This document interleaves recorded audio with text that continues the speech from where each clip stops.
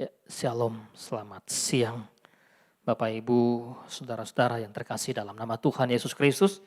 Pada kesempatan siang hari ini kita kembali bersyukur kepada Tuhan untuk waktu yang Tuhan berikan kepada kita, beribadah bersama-sama, lalu kita belajar satu bagian kebenaran firman Tuhan.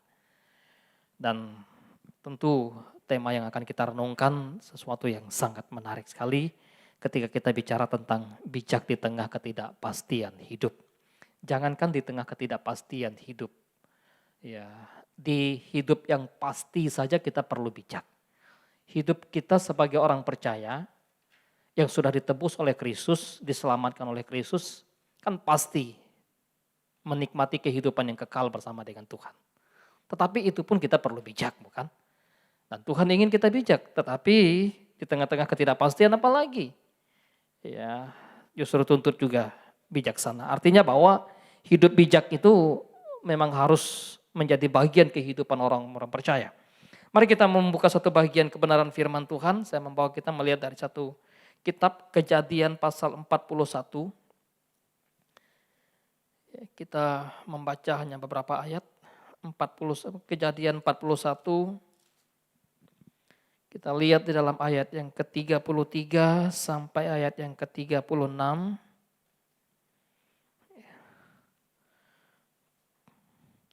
Kemudian nanti 37 sampai 40 dan juga 46 sampai 49. Saya akan bacakan beberapa ayat untuk kita. Ayat 33 sampai 36 mulai. Oleh sebab itu, baiklah tuanku Fir'aun mencari seorang yang berakal budi dan bijaksana dan mengangkatnya menjadi kuasa atas tanah Mesir. Baiklah juga tuanku Fir'aun berbuat begini, yakni menempatkan penilik-penilik atas negeri ini, dan dalam 7 tahun kelimpahan itu memungut 1/5 dari hasil tanah Mesir. Mereka harus mengumpulkan segala bahan makanan dalam tahun-tahun baik yang akan datang ini.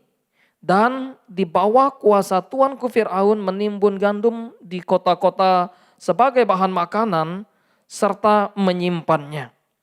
Demikianlah segala bahan makanan itu menjadi persediaan untuk negeri di dalam ke-7 tahun kelaparan yang akan terjadi di atas Mesir, supaya negeri ini jangan binasa karena kelaparan itu. Ayat 37, usul itu dipandang baik oleh Fir'aun dan oleh semua pegawainya. Lalu berkatalah Fir'aun kepada para pegawainya, mungkinkah kita mendapat orang seperti ini, seorang yang penuh dengan roh Allah? Kata Firaun kepada Yusuf, oleh karena Allah telah memberitahukan semuanya ini kepadamu, tidaklah ada orang yang demikian berakal budi dan bijaksana seperti engkau.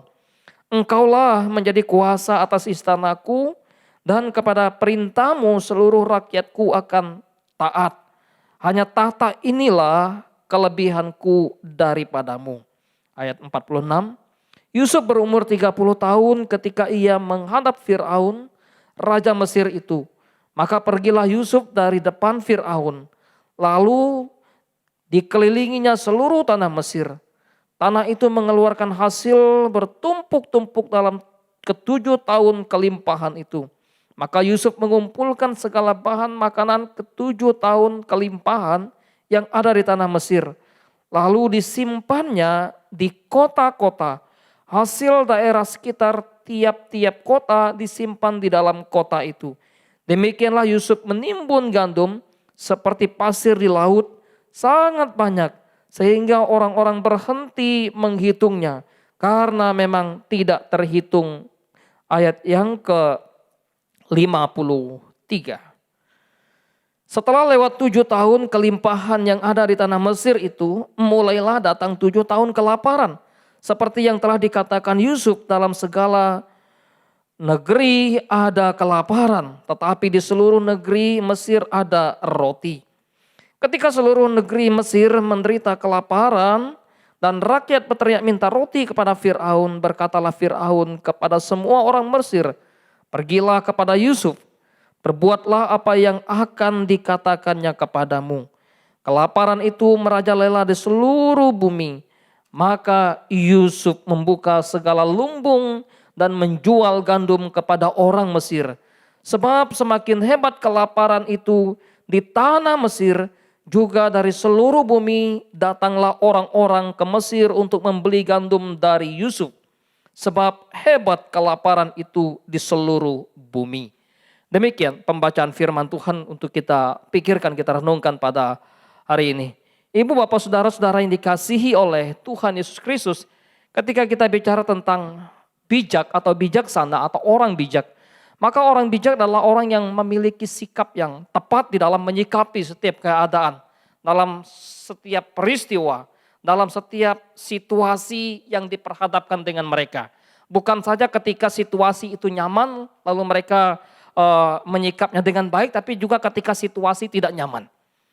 Oleh sebab itu orang bijak kemudian kalau kita memperhatikan bagian demi bagian dari firman Tuhan, maka orang bijak itu secara konteks firman Allah tentu orang yang hidup dan bergaul dengan Allah.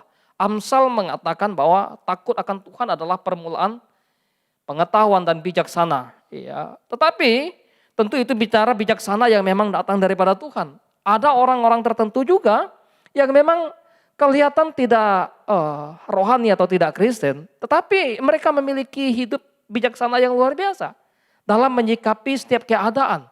Bagaimana mungkin bisa? Nah, kenapa?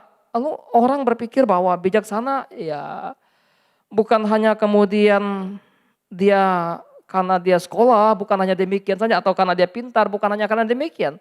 Banyak juga orang-orang yang tidak berpendidikan seperti orang-orang tua kita zaman dahulu.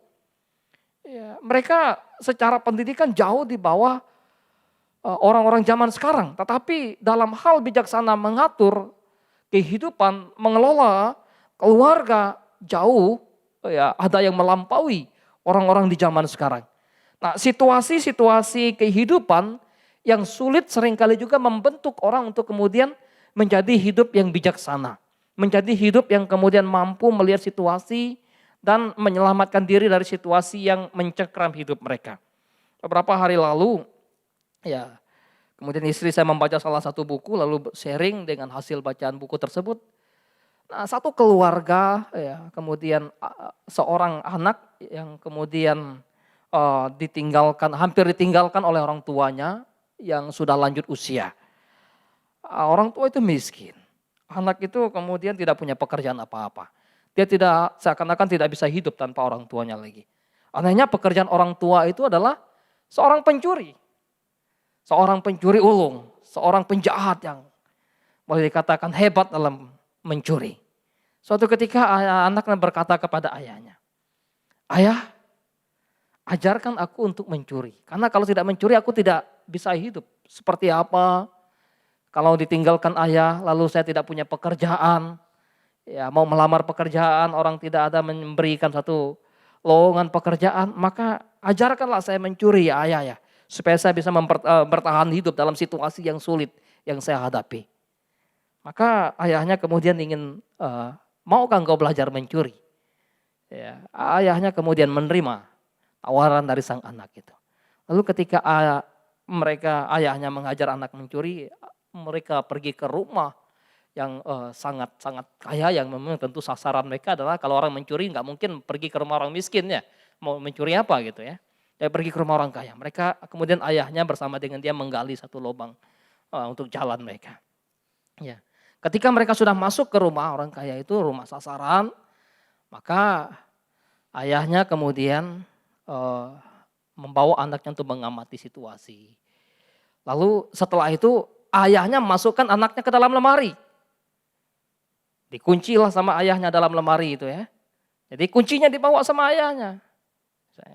Kunci itu kemudian dikunci dari luar. Lalu setelah anaknya dikunci dari luar, ayahnya membuat kerusuhan dalam rumah itu.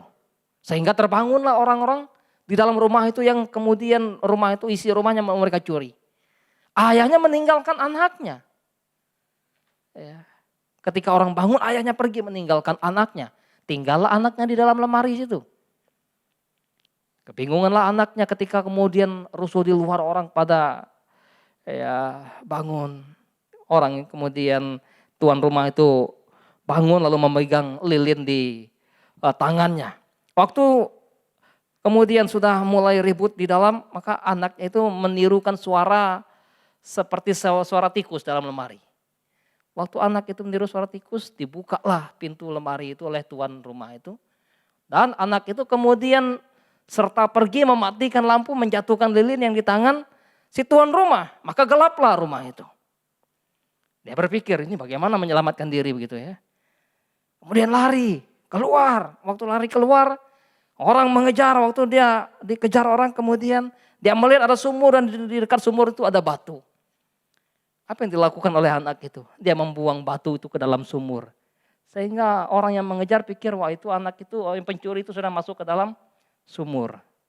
Tahu-tahu dia lari. Ya. Nah, ada prinsip yang memang moral yang diajarkan bukan mengajar untuk mencuri ya. Tetapi mengajar untuk bagaimana menghadapi situasi tatkala genting. Terkadang memang situasi sulit membuat orang mesti putar otak seperti apa sih menyelamatkan hidup ini. Ya. Nah, apa yang dialami oleh Yusuf ketika ada di Mesir, maka Yusuf waktu ditanya oleh Firaun tentang mimpinya. Saya punya mimpi, Firaun katakan. Mimpi saya 7 ekor lembu, kemudian muncul dari sungai, lembu itu gemuk semua. 7 lembu itu makan rumput yang subur. Tapi akan muncul juga 7 lembu yang lain yang kurus.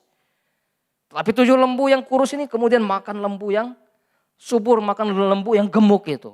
Lalu tidak hanya itu, Firaun katakan. Muncul juga 7 bulir gandum yang bernis, ya, yang kemudian bagus sekali. Bulir gandum ini luar biasa. Tetapi akan muncul juga bulir gandum yang tidak ada isi, yang hanya hampa, yang kurus kering. Lalu makan juga 7 bulir gandum yang bernih itu. Lalu Firaun katakan, apa artinya 7 lembu dan 7 bulir gandum ini? Apa artinya mimpi ini? Lalu Firaun memanggil Yusuf, lalu Yusuf katakan, akan ada terjadi 7 tahun masa keemasan, masa penuaian, masa panen besar-besaran.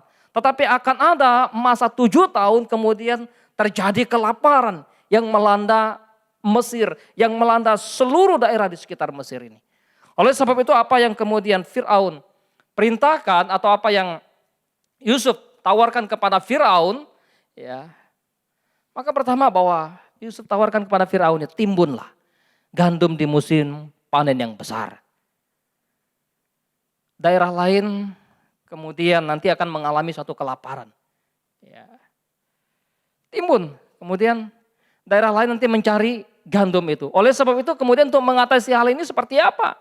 Maka apa yang ditawarkan oleh Yusuf adalah bagaimana mengingatkan kepada Firaun untuk apa? Untuk cari orang yang bijak, tadi kita baca dalam ayat yang ke 33, cari orang yang bijak, cari orang yang pandai, cari orang yang berakal budi. Lalu kemudian Yusuf katakan, ya, orang itu yang kemudian memerintah atas istana atau atas kerajaan Firaun, lalu suruh mereka timbun itu semua. Selama 7 musim keemasan, 7 musim panen, kumpulkan semua. Nanti kemudian ketika sudah lapar, sudah apa, baru kemudian akan dijual. Tapi memang ya apa yang dilakukan oleh Yusuf, apa yang diberikan oleh Yusuf, memang diterima baik oleh Firaun. Firaun sangat terbuka dengan apa yang disampaikan oleh Yusuf. Masukkan Yusuf ayat yang ke-37 sampai 40. Tapi persoalan di sana adalah Firaun katakan, siapa orang yang bijaksana? Di mana kami mencarinya? Adakah orang-orang bijaksana di Mesir ini? Yusuf, maka di mata Firaun tidak ada lain kecuali Yusuf seorang yang bijaksana. Kenapa? Karena memang jelas di dalam ayat yang ke-39, Allah telah memberitahukan semuanya ini kepadamu. Tidak ada orang yang demikian berakal budi dan bijaksana seperti engkau. Allah sudah memberitahukan semua hal ini kepadamu. Ya, sehingga tidak ada orang lain yang bijaksana, yang berakal budi seperti engkau. Menarik bahwa bicara tentang orang yang bijaksana, kalau kita memperhatikan pengajaran Tuhan Yesus di dalam Injil Matius pasal yang ke-7 ayat 24 sampai 27 itu tentang perbandingan atau komparasi seorang yang bijaksana yang membangun rumah di atas batu, di atas karang yang teguh, dengan kemudian digambarkan orang yang bodoh yang mendirikan rumah di atas batu, yang di atas pasir. Sehingga waktu badai datang, Rumah yang dibangun oleh orang yang bijaksana yang berdiri di atas batu, karang yang teguh, maka tetap kokoh. Ketimbang rumah yang dibangun oleh seorang yang bodoh, yang kemudian di atas pasir, maka waktu badai menyapu, rumah itu habis. Ya, roboh. Gambaran di situ, maka orang yang bijaksana adalah setiap orang yang mendengarkan perkataanku. Setiap orang yang mendengarkan perkataanku, yang melakukan firmanku, yang mentaati firmanku, ia sama dengan orang yang bijaksana. Yusuf adalah orang yang kemudian begitu peka dalam mendengarkan setiap perkataan Tuhan. Yusuf orang yang bijaksana dalam menjaga hidup lakunya di hadapan Tuhan. Dari mana kita tahu? Kalau kita membaca kisah Yusuf, maka kita menemukan betapa bencinya Yusuf terhadap dosa. Ketika diajak berbuat dosa oleh istri Potifar, maka Yusuf katakan, tidak mungkin. Saya berdosa kepada Tuhan, melakukan hal yang jahat, melakukan hal yang tidak benar, melakukan hal yang tidak sesungguhnya dilakukan di hadapan Tuhan. Ya, orang yang bijaksana adalah orang yang kemudian digambarkan sebagai orang yang hidup di dalam takut akan Tuhan. Mendengarkan kebenaran firman Tuhan. Bapak Ibu Saudara yang dikasihi oleh Tuhan Yesus Kristus. Ya, bagaimana mungkin seorang Firaun yang boleh dikatakan sudah menjadi seorang yang hebat di tanah Mesir. Barangkali juga dia sudah orang yang secara usia di atas Yusuf. Yusuf dikatakan baru berumur 30 tahun. Tetapi dia disebut sebagai orang yang berhikmat, orang yang bijaksana, orang yang berakal budi oleh Firaun. Ya, maka kepada Yusuflah kemudian Firaun mempercayakan hal tersebut. Untuk mengelola, mengatur segala persiapan menghadapi kelaparan. Kalau kita membaca ketika Yusuf sudah diangkat oleh Firaun, ayat yang ke-47 sampai 49, disitulah kemudian tindakan Yusuf sebagai seorang yang bijaksana, sebagai seorang yang hidup dalam takut akan Tuhan, untuk menyelamatkan masa kesengsaraan, menyelamatkan kehidupan dari masa kesukaran. Ya, ketika tanah mengeluarkan hasil bertumpuk-tumpuk 7 tahun lamanya, kelimpahan ada, maka Yusuf kemudian mengumpulkan bahan lalu ditimbun di tiap-tiap kota. Demikianlah Yusuf menimbun gandum seperti pasir di laut dan sangat banyak. Sehingga orang-orang kemudian berhenti menghitungnya karena tak terhitung banyaknya. Dipikir-pikir apakah, ini orang ini pelit sekali gitu ya. Tapi tidak. Kita pikir bahwa orang seperti Yusuf adalah orang yang pelit. Tidak, tapi justru orang yang kemudian peka terhadap situasi, peka terhadap keadaannya, maklum misalnya. Mungkin kita akan berdalih lagi, Yusuf kan sudah dikasih tahu. Yusuf sudah dikasih tahu bahwa akan ada kelaparan. Tapi kita nggak dikasih tahu seperti apa masa depan. Ya, tetapi paling tidak situasi, zaman, kondisi di mana kita ada mestinya menjadi suatu tanda yang Tuhan berikan bagaimana kehidupan, bahwa ya jangan berharap atau jangan bermimpi. Kehidupan kemudian bisa membaik, kalaupun membaik ya puji Tuhan. Tapi kalaupun tidak ya kita juga nggak tahu. Karena memang situasi ke depan itu seperti kapal yang sedang mengharungi lautan. Seperti kapal atau seorang nelayan yang sedang ada di tengah-tengah lautan. Seperti apa? Suatu saat akan datang gelombang. Suatu saat kemudian akan datang angin yang tenang. Tapi di satu saat akan datang situasi-situasi yang kemudian bisa membuat kapal terombang ambing. Teman-teman yang dikasihi oleh Tuhan Yesus Kristus. Lalu bagaimana kemudian sikap bijaksana kita di tengah-tengah situasi yang tidak pasti ini. Di tengah-tengah kehidupan yang tidak pasti ini. Paling tidak beberapa hal yang bisa kita pelajari, ambil prinsip dari seorang bernama Yusuf ini tadi. Pertama bahwa ya ketika berkat Tuhan ada, situasi nyaman, situasi kemudian enak, ya jangan lupa untuk menabung. Maka waktu Yusuf menyimpan gandum itu sebetulnya prinsip menabung. Yang sebetulnya Yusuf sudah tanam, Yusuf sudah ajarkan kepada Firaun. Nabunglah. Ya. Orang-orang ekonomi pasti tahu itu prinsip-prinsip menabung gitu ya. Walaupun enggak belajar ekonomi, paling tidak waktu SMA ada dapat sedikit lah ya. Waktu kita masih SMA diajar sedikit prinsip ekonomi seperti apa menabung. Bisa membedakan Antara kehidupan keluarga yang rajin menabung dengan keluarga yang kemudian tidak menabung. Bisa dibedakan antara kehidupan seorang yang kemudian rajin menyimpan, rajin menabung dengan orang yang ya udah enggak mau menabung. Ya, pikir seringkali memang tantangan menabung itu besar. Kenapa? Apalagi ketika kita pikir wah mudah nih dapat uang nih gitu kan. Kerja dapat uang gampang. Ya, kemudian hasil usaha, hasil bisnis gampang kok gitu kan. Seringkali orang terjebak untuk hal itu. Berpikir bahwa hidup ini selalu nyaman, wah akan mudah, akan mudah, akan mudah. Ya. Tetapi kalau orang yang betul-betul bijaksana dalam menghadapi situasi kehidupan, bukan saja situasi kehidupan yang tidak pasti, tapi juga situasi kehidupan yang pasti pun, orang yang bijak, dia akan menabung. Terlepas dari berapa besar tabungannya. Ya, memang prosesnya agak lama kalau kita menabung, tetapi pelan-pelan kumpulkan.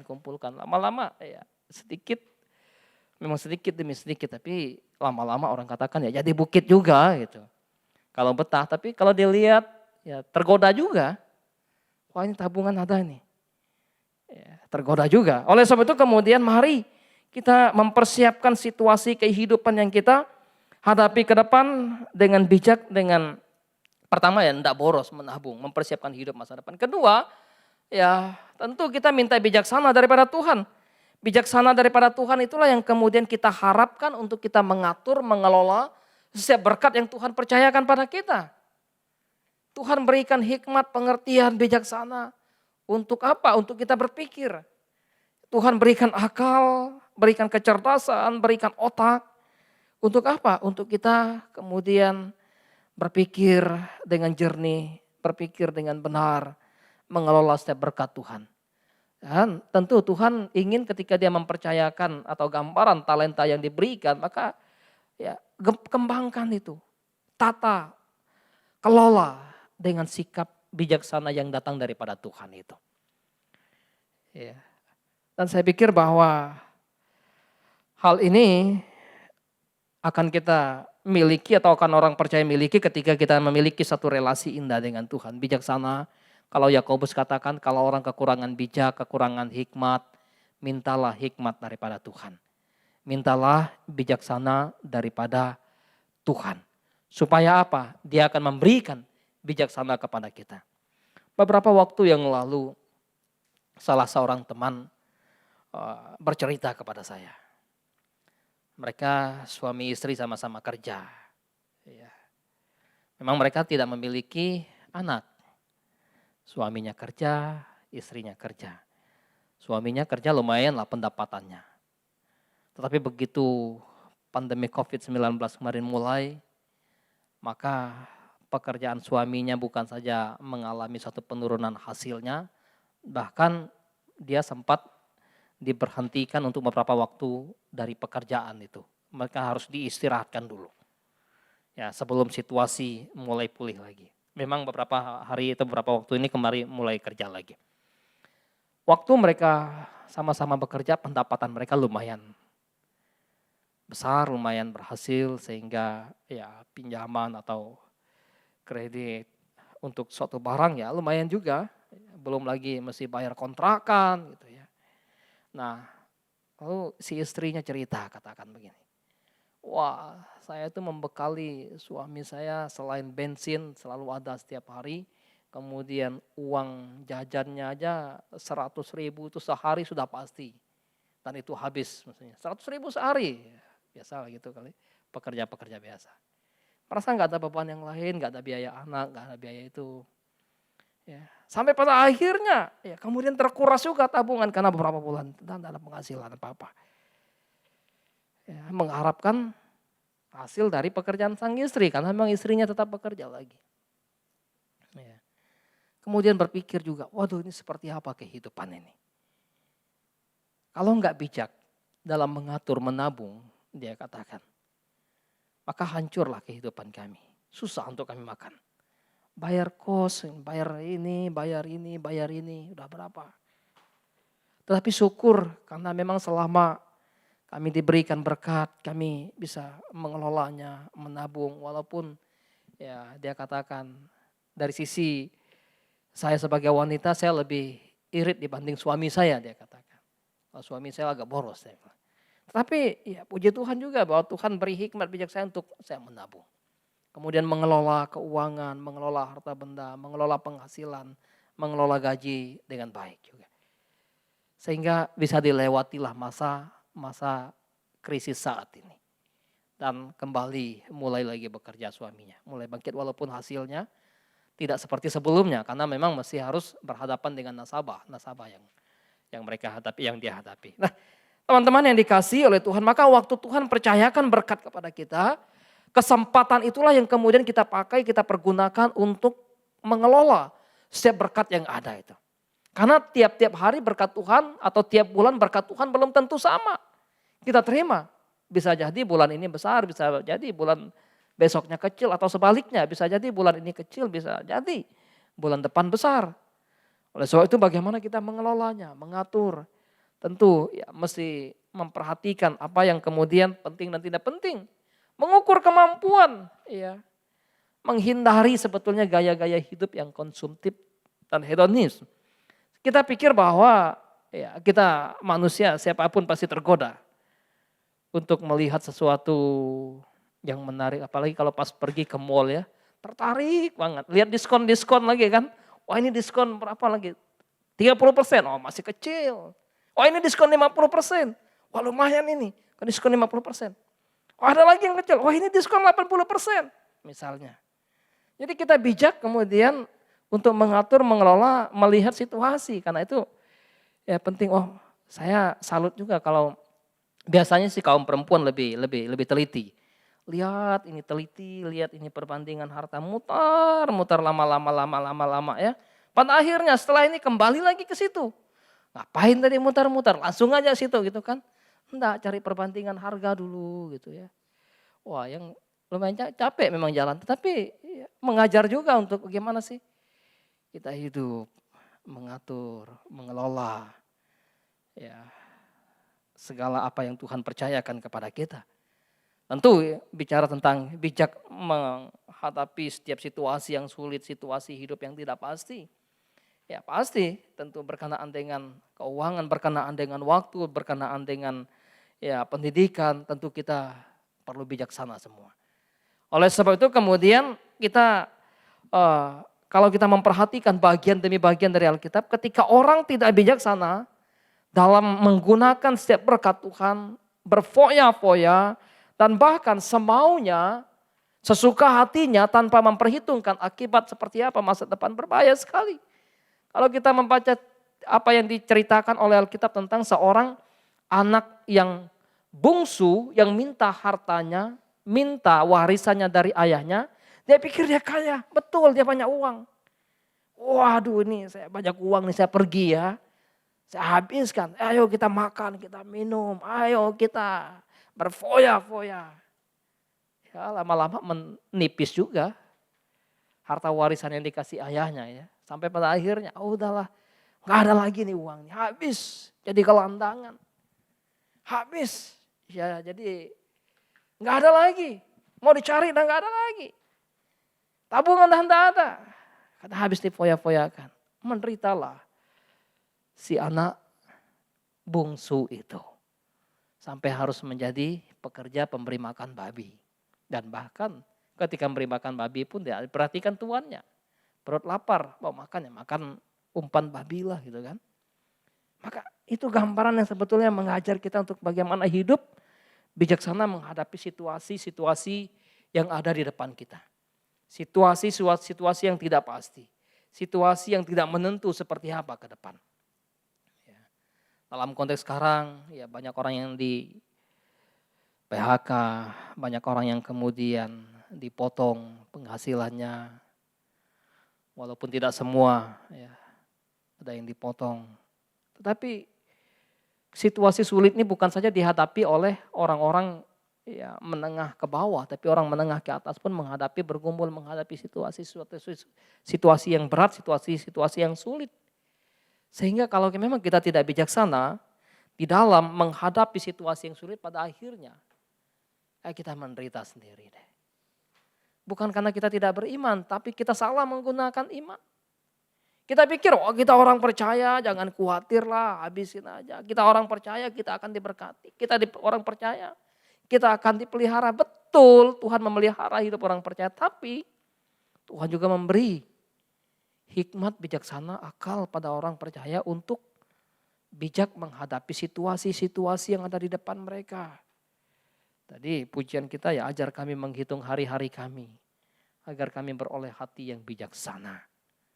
Pemazmur mengatakan. Dan biarlah kemudian situasi-situasi hidup yang kita hadapi ke depan kita tidak tahu seperti apa. Kita bisa makan, kita bisa minum, kita bersyukur pada Tuhan. Kita bisa bekerja, kita diberikan kekuatan, kesehatan, kita bersyukur pada Tuhan. Tapi jangan lupa, ya dengan berkat Tuhan yang ada, kita atur, kita kelola. Tentu ya dalam situasi yang sulit, yang pelit, yang kemudian situasi yang berat yang ke depan yang kita hadapi, maka kita juga tidak bisa melepaskan tanggung jawab, tuntutan dan panggilan kita sebagai orang percaya. Untuk apa? Ketika kita masih bisa berbagi, kita berbagi. Situasi tidak boleh membuat kita pelit dan memang hidup egois untuk diri sendiri, tidak bisa. Kita juga mesti punya hati yang betul-betul mau menolong, mau berbagi, mau sharing. Ya walaupun kadang ya berat ini kita, untuk kita aja tidak cukup misalnya. Wah untuk saya aja nggak cukup ini, wah untuk keluarganya nggak cukup misalnya. Tapi ketika orang lain ada yang memerlukan, ada yang membutuhkan. Ya kita juga bisa share, bisa berbagi. Seberapa yang kita bisa, walaupun tentu jumlahnya enggak dituntut misalnya. Apalagi dalam konteks kita melayani. Ya, maka bagaimana kita kemudian hidup bijaksana di tengah-tengah situasi yang berat. Nah itulah gambaran kehidupan yang tadi dinyatakan oleh Alkitab melalui kehidupan Yusuf. Dan biarlah kita juga terus-menerus meminta bijaksana daripada Tuhan. Yusuf seorang yang bijaksana yang penuh dengan roh, Alkitab katakan. Artinya bahwa hidup bergaul dekat dengan Tuhan. Hidup bergaul dalam relasi yang indah dengan Allah. Membaca, merenungkan firman dalam konteks kita sekarang. Minta hikmat, minta bijaksana Tuhan. Menjalani kehidupan. Sehingga situasi berat yang kita hadapi ke depan, kita bisa jalani, kita bisa lalui, kemudian kita bisa barangkali kemudian ke depan kita bisa lewati dan kita melihat betapa besarnya pertolongan Tuhan dalam hidup kita.